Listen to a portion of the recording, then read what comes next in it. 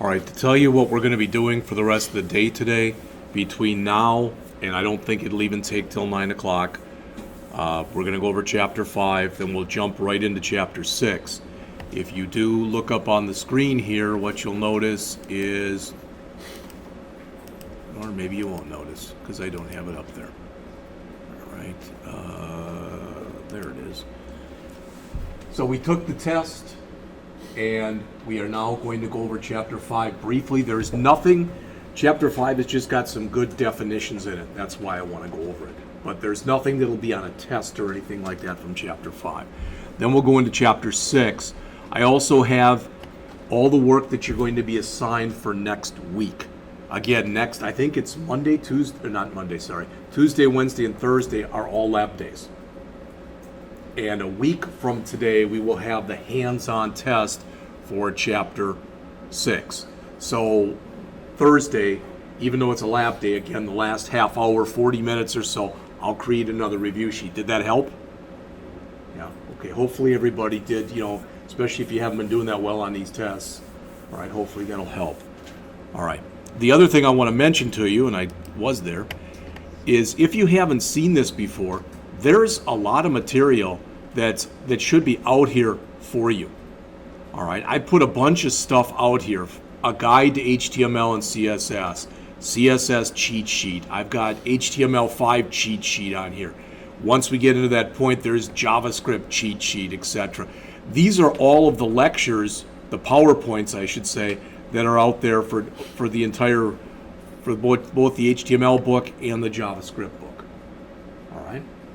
What you're going to find, I think, when we get to the JavaScript, some of you might find the material easier, some of you might find it harder. It's not, that's no big thing. But by and large, the lectures are going to be a lot more. I think they're going to be better lectures, in my opinion, because what I'm going to do is when I lecture on something, I'm going to say, okay, everybody, we're going to create programs. And I think that's a better way for you to learn, is to actually go through some stuff. All right, and at least that's my hope. All right, so again, for Chapter 5, I don't want to read this to you. You notice it's called Web Design, and they do give you, it's in many ways, it's a set of how-to type of principles. So when you're working on a website, they're just suggestions, for lack of better words, such as know your target audience. I may have mentioned things like this before. Typically, if you're creating a website for kids, it's going to have a lot of color in it. It's going to have a lot of pictures in it. It might have a lot of animation in it, etc. Whereas if you're creating a site for older adults, it's not going to have that. It'll probably be more bland in color, and it'll probably be much more textual than it will be pictorial. All right, and then they show even some examples in here. They say, for instance, if you had something like this, okay, nice picture, etc., you can kind of figure out what happens. If you have something like this, same type of thing. All right, but again, for instance, if I go out, and this is no joke, and it's going to be a while now, but let's assume it's the end of the year and I just got my taxes and I decide, typically I have mine done. Unfortunately, the person who did my taxes for about 20 years died a few weeks ago. So, I'm going to have to figure out another way to do it. If I do it myself and I go out to the IRS's site, I'm not going to expect pictures and animation. I'm going to expect that there will be something like this. It'll be hyperlinked up the wazoo.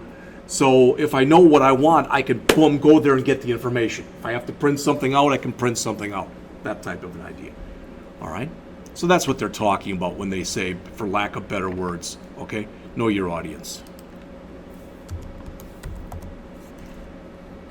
All right, I'm going to go through this again.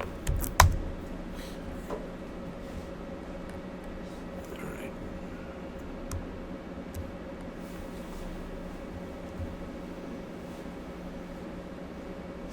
Come on.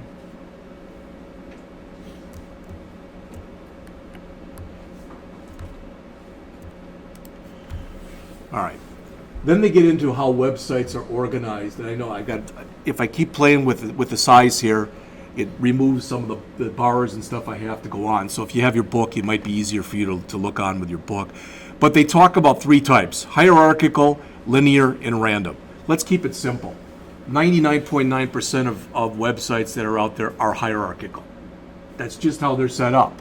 You've got a home page, and you've got pages off of the home page type of an idea. All right, that's usually how they're set up.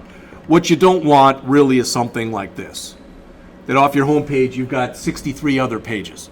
That just doesn't work very well. All right, in an ideal world, this is the claim, that you should be able to get anywhere you want to get on a website in 3 clicks. Now that's hard if you're, like for example, if you're Amazon. It might be hard to get there in 3 clicks. But if you've got a website that's of a fairly decent size but isn't too big, that's what you should be shooting for. And part of the reason for that is, by and large, if people find your website too hard to use, they just stop using it. Because if you're selling a product, there's a good chance so is somebody else.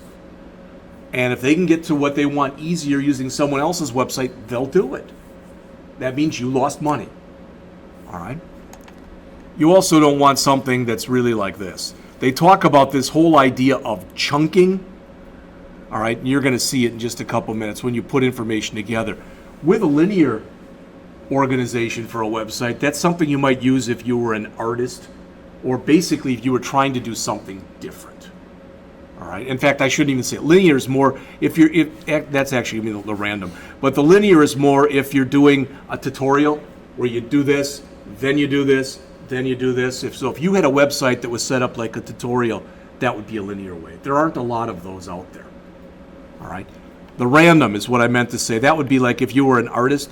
This is the definition I give for random. And I don't know if you've ever seen it or not. Years ago, when he was first starting to make movies, maybe you saw it, Tom Hanks had a movie called Big, when he wished that he was grown up. And overnight, when he woke up, he was grown up. Okay? Well, if you remember, he eventually got a job, I think it was with an advertising agency. Company. Was it? Toy company. You're right, toy company. But they made that interactive kind of comic book, if you remember that kind of book. And the idea was that you could be reading it, you could go through it, and every time you went through it, you could change the order in which you were, doing things. That's a random organization. When you give somebody the ability to do things that's kind of off the beaten path or a different way of doing things. You don't find a lot of things like that out there because, again, by and large, it might be too hard for people to understand what you're doing. All right, they talk about visual design, and it may not sound that important, but there are a few principles they're going to talk about in here. For instance, if you look at that website that's right there, you might like it, you might dislike it. The funny thing is, if I asked, and I'm not, but if I asked how many people liked it and how many people disliked it, let's just say I did that and it was 5 and 5. And I said, why do you like it? Ethan, why do you like it? And he told me. Okay? Then I said, Evan, why do you dislike it? And he'd say, for the same reason. Because everybody looks at these things differently. Some people might look at that and go, wow, I like all those pictures and stuff. Other people might say, I don't like all those pictures. It's too hard for me to work my way around. All right? So they talk about things that you want. In other words, you want some contrast. We haven't mentioned this yet, but it's important to realize this may not sound like a big number, but I don't know what the last number was. I think there are around 300 million people in the United States. Again, give or take, but it's somewhere around there. And the estimate is about 10% of those people are partially to fully colorblind. All right? Do the math. That says 30 million people. Now, some are going to be kids, some are going to be the elderly, etc. I get that. But one of the reasons that you want contrast on a web page is if you make the background color too similar to the text color, it's going to be hard for a lot of people to read. All right? A lot of people, even people that maybe that aren't colorblind, it can be hard for them to read. All right? I know my oldest brother is colorblind. It almost kept him, he wanted to join the Navy, and they didn't want to let him in because he was colorblind. All right? Proximity. Typically, you should group things that belong together. All right. In other words, if you've got A and B and they belong together, you shouldn't stick A in the upper left-hand corner and B in the lower right-hand corner. All right. Align, as it says, you should align elements to create visual unity. So they try to sell you right here. I'm not going to read any of this to you, but what they're trying to sell you here is why you should end up making your website accessible for everyone. When you do that, one of the biggest byproducts is it makes it actually more accessible for everyone, not just people who are impaired in some way. Typically, if you strive to make it accessible for all, that's what it'll be. It'll also be, as it says, more search engine friendly. You'll probably have a better chance of being higher up. So if somebody Googles, if you're a brand new restaurant, let's say that you're a brand new Italian restaurant, and somebody, Google's Italian, you're going to open it up, let's say, in Wentzville, and there already are a bunch of them, I don't know.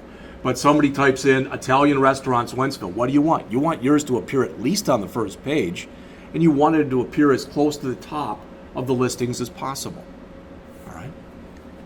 All right, so they talk about this acronym in here that's called POUR, and it says your content must be perceivable, and it says it's easy to see or it's easy to hear. We haven't even talked about people who are, deaf or hearing impaired, because what you want to make sure you do for them too is they might be able to see just fine, but they can't hear.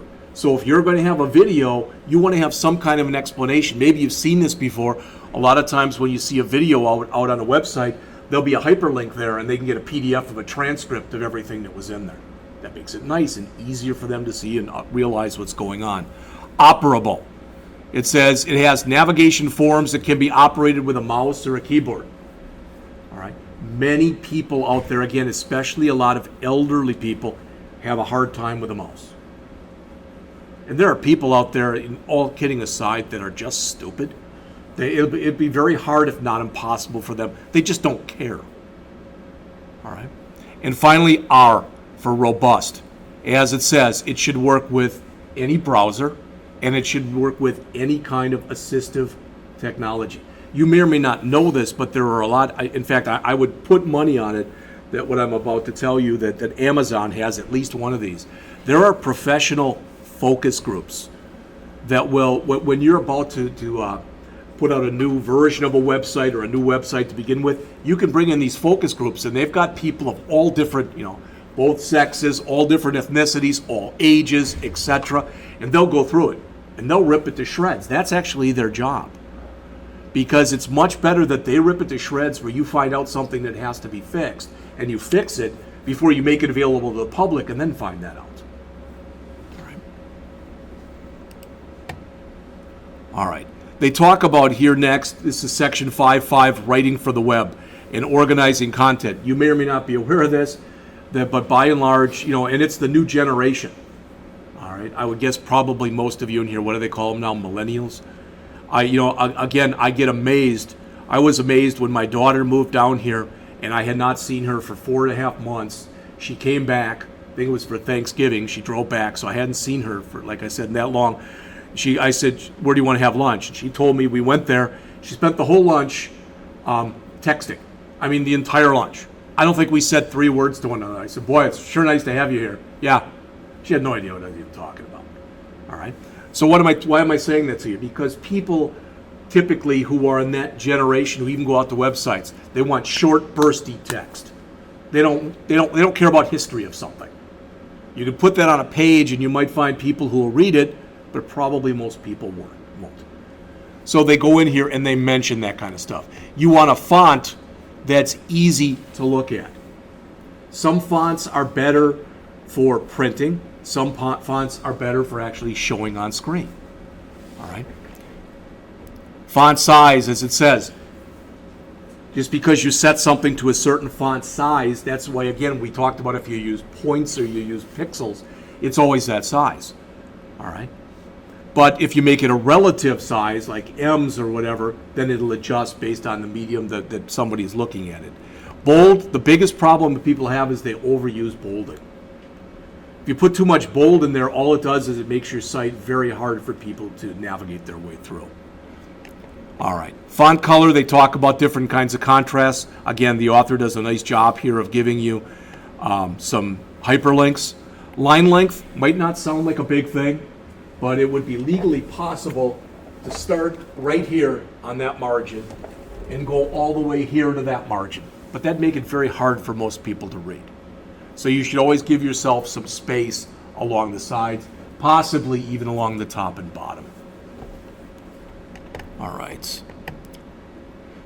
Text and hyperlinks, I think we've said this before, but you shouldn't really have a lot of hyperlink text that say click here.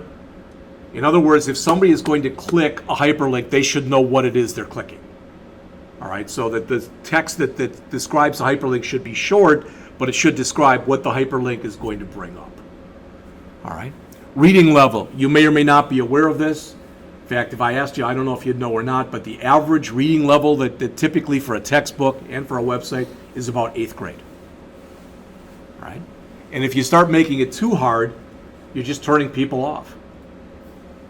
Spelling and grammar, that should just make sense. You shouldn't have errors.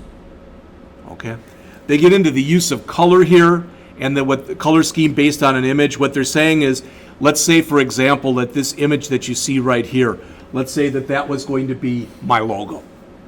Then I might use a color scheme that would very much go with that logo. All right, so sometimes you've got a choice over the kind of colors you use, sometimes you don't. They talk about the color wheel here, and they mention when you do this, what do you want? Do you want colors that naturally go together? Sometimes you take colors that are on opposite ends of this color wheel. All right, so there's a lot of different ways that you can do this. All these colors have different shades, different tints. Okay, and then they mention colors that belong together, monochromatic. Okay, some people like that, some people are turned off by that.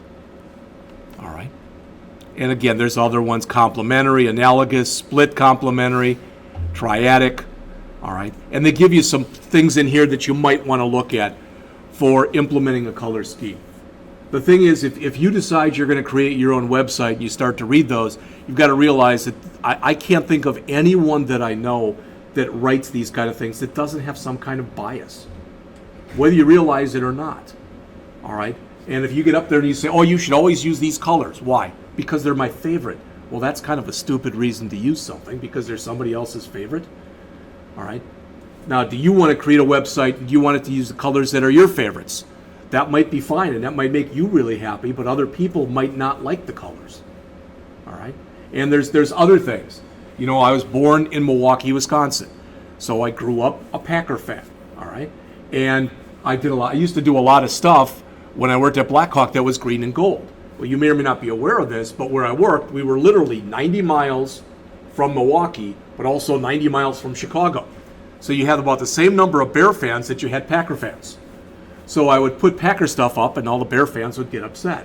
So once, just for the hell of it, I put a thing up in Bear colors. And they were real happy. I said, I just can't take this. So I had to change it back again. All right. But all I'm saying is, again, knowing your audience. Accessibility in color. What I mentioned to you before, the fact that with some people, if you're colorblind, some things just bleed into one another. It's very hard to tell. You look at this example. It says, can you read this easily? I can't. It's red on dark blue. So there are certain colors that naturally don't go together that well on the web. All right. Colors in your audience, we already mentioned this. There's a thing for kids. All right. And what they mention in here is young kids like this, pretty much teens and millennials like this.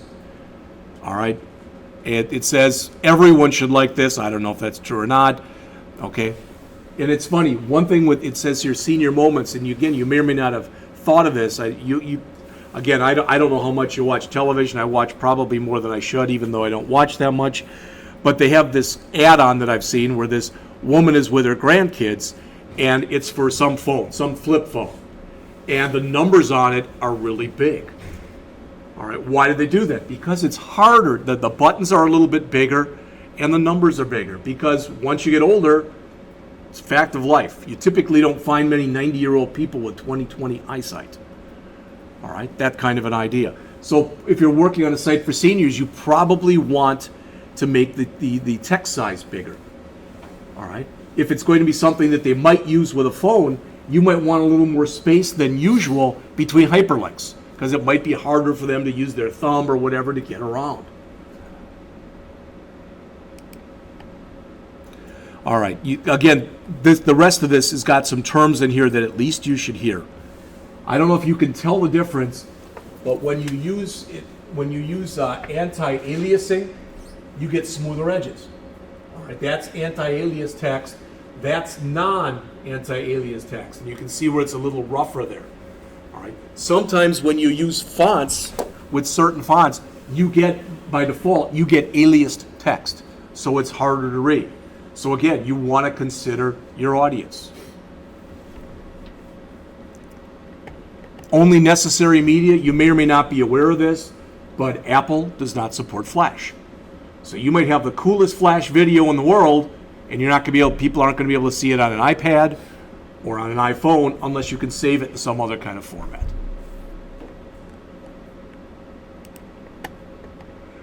All right. They talk here about load times. The average person, again, they say this in here, the average person will wait no more than 10 seconds for a web page to load. All right. And you might not think that's a long time, especially if you're a young person. I don't think they wait 10 seconds. I know there's a lot of people who wait 2 or 3 seconds. Oh, it must not be working, or then they'll start pressing the reload button, because that's going to help. Like, I love that still when you go someplace and you got an elevator and everybody's already pressed the up button as they're waiting for it, so the next person comes up, it's already lit, but they press it anyway. Yeah, because that's going to help. All right, above the fold, if you've never heard that idea, that comes from the newspaper days, when you took your newspaper and you folded it in half, and the most important stuff was on the top half. That's what they're talking about here. White space, again, it can be overused, it can be abused. Avoid horizontal scrolling. Okay. No, it's not going to show it here, so I thought it would. Okay, that's great. I wish I wouldn't have done that.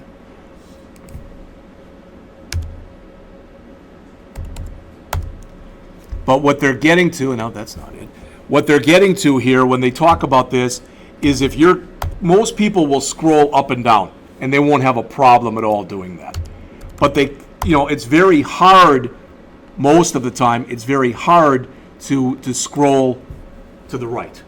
And most people don't want to do it. A lot of people don't even realize that there might be some stuff over to the right, and they won't use it. All right.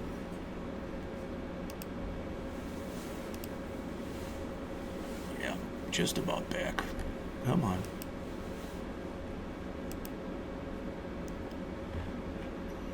230.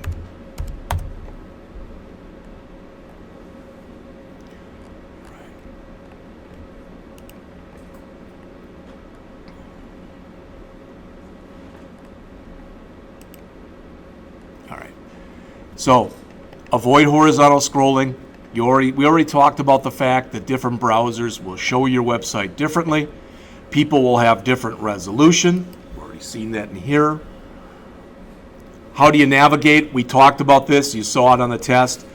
Typically, what's in vogue today is to have the navigation along the top and run it horizontally. What used to be in vogue was to run it along the side vertically. You'll still see some sites that are like that. You'll actually build a site like that when you do the exercises for Chapter 6. All right. You know what breadcrumbs are? Maybe you've seen that if you go out to a website and at the top it shows you the path from how you've gotten to where you are. All right. That's a breadcrumb. Again, we talked about graphics. Skip repetitive navigation. Once people know where they want to go, make it as easy as possible in your site to get there. You might have the world's coolest opening screen. You might have some kind of a splash screen, but after a while, no one cares. So maybe you've seen that where you get this picture or something happens or a video or whatever, but there'll be a button there that says skip this. All right, you get that a lot in Google when you bring up certain things and they want to show you ads. Sometimes if they're little bursty ads, 15 seconds or so, they make you watch them. Other times if they're going to be a minute or more after, they'll say, skip this ad in 5 seconds type of an idea. All right. Dynamic navigation, you're going to be building this very shortly. A sitemap, if you've never seen it, a lot of times they show it here along the sides, but a lot of times it's at the bottom of the screen. Literally, it gives you a way. You might have a hyperlink for sitemap where it shows you how you can get to most every page on the site. Not necessarily every one, but at least the most important ones.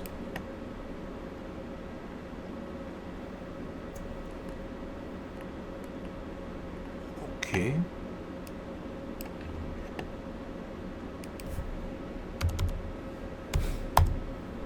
All right. They talk about some terminology here, and it's important that you at least hear this stuff. I mentioned the other day that when you create a wireframe, there's different ways you can do it. That's one way of making a wireframe. And it's just showing you're going to have a picture there, and that's how you set up a page. Again, you might have people that as a designer, if you're a designer / developer, they throw a wireframe at you and they say, this is what we want the website to look like. All right. But going along with that, they talk about some page layout design techniques. The first is a fixed layout, and it's also referred to as a solid or an ice design. It says the web page content is fixed and may hug the left margin. So even as you make it bigger, it doesn't change size. It's fixed. It's right there. You don't see a lot of that today, all right, especially with more responsive designs, but you still could. All right. Fluid layout, as it says, it's sometimes referred to as a liquid layout. All right, it's configured with percentages. That's what you usually see today because people want things responsive. All right.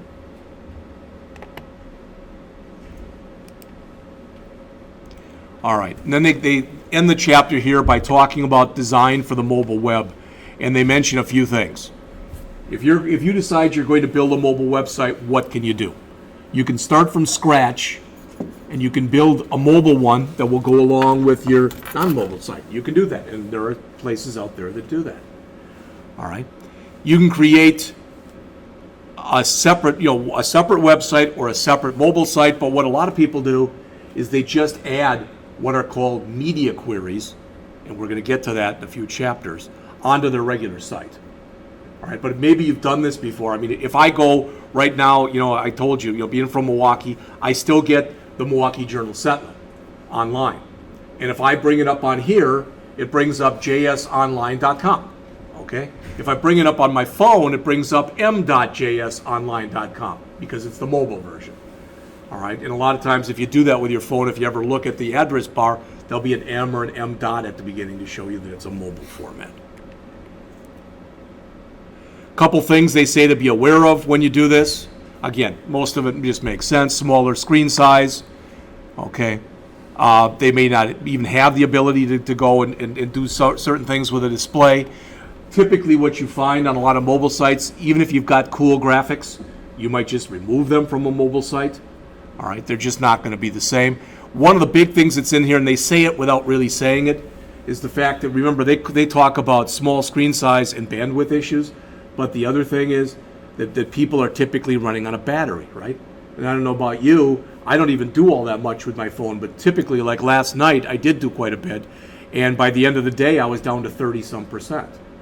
All right, I know my kids, they let theirs go down to 2 or 3%, and then they just find whatever outlet they can, and then they just charge it there.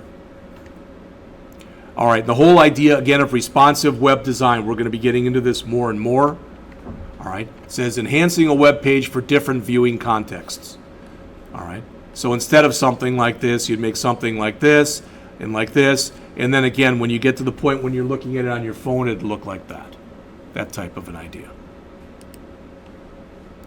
And this is pretty good. The chapter actually ends with this, so it looks like it's on around page 234. And it's kind of all the stuff that's been mentioned in the chapter, it's 235 and 236. They've got this best practices list. And it's not that, is it that important now? No, but when the point comes when you're actually developing sites, it's the kind of thing that you'd want to take a look at. All right? So again, there were a lot, this was just on some fundamental type of practices, which again, as I mentioned, you may or you may not agree with. All right? Any questions, anything that we went over that didn't make any sense? Again, you won't be tested on this, but I'm going to grab this